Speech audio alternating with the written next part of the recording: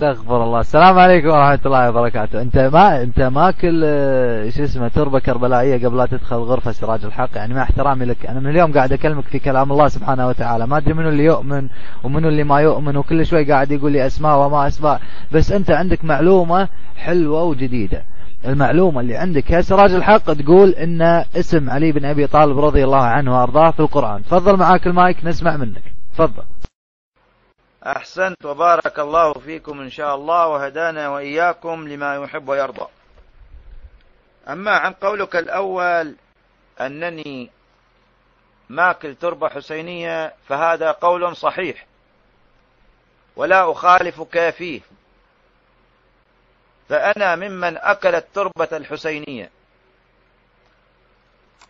وأشهد الله وأشهد محمدا وآل محمد أنني أكلت التربة الحسينية، والحمد لله ببركة محمد وآل محمد عافاني الله من مرض عضال.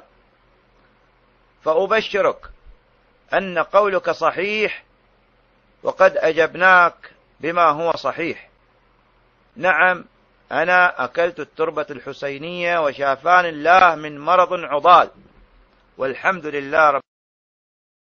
السلام عليكم ورحمة الله وبركاته. ايش كثر اكلت يعني مثلا اقلاص، خيشة؟ بس لو سمحت يعني عشان الاخوان يبون الوصفة منك، عشان وقول لنا بس ما لو تسمع يعني لو تكرمت شنو المرض اللي كان فيك وش كثر كليت؟ اقلاص، قلاصين، 3 قلاصات، خيشة؟